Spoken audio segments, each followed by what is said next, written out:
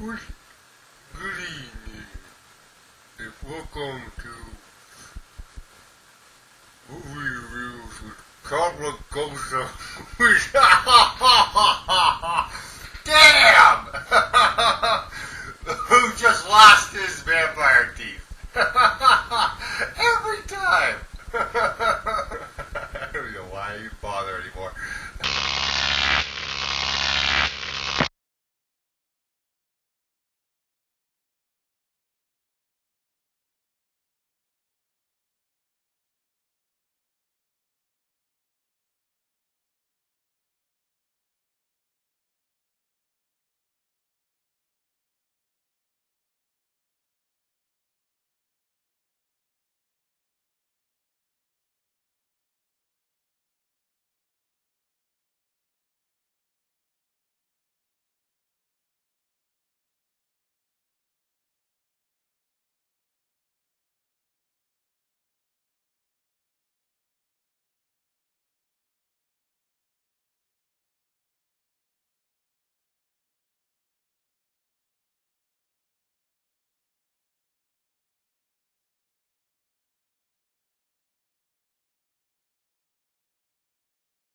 As we talk about Hotel Transylvania, Gandhi Tarvesky, who is the director for Dexter's Laboratory. Oh, I love that show on Cartoon Network.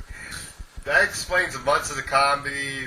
A lot of the comedy is in the exact same style. And it is a monster mash. With Adam Sandler voicing Dracula. And Selena Gomez is the voice of his daughter Mavis. Kevin James is the voice of the Frankenstein monster. Fran Dresser is the voice of the bride of Frankenstein, Eunice. We have Steve Buscemi being the voice of the werewolf, Wayne. Molly Shannon, the voice of the werewolf's wife, Wanda. David Spade being the voice of the Invisible Man, Griffin. CeeLo Green being the voice of Murray, the Mummy. Chris Parnell being the voice of The Fly. Jackie Sandler being the voice in very few scenes. Adam Sandler's real wife as Dracula's wife. And John Lovitz being the voice of Quasimodo, who's the cook at the hotel. And the backstory is that Dracula's wife, Martha, got killed by humans after she gave birth to Mavis, and this is why Dracula hates humans and creates this hotel, which is a sanctuary for monsters to get away from humans. And Mavis reaches her 118th birthday, which in human years, I guess, is 18, and she wants to go out into the world, to Disney-esque, wants to meet people and everything, wants to find her zing, which means true love. And Dracula is very much against this. No, you will not go out! And conveniency, we have her zing comes straight to her. Andy Samberg does the voice for Jonathan, the only human to ever find Hotel Transylvania.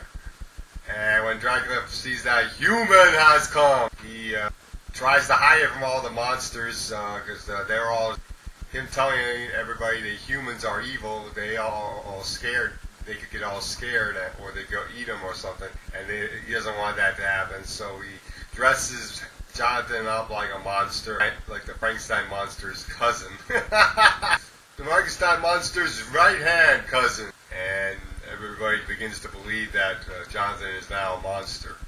And Jonathan makes the place very fun and zany and everything. And falls in love with Mavis, of course. Mavis falls in love with him. And all havoc gets loose as Dracula tries to keep the two apart and everything.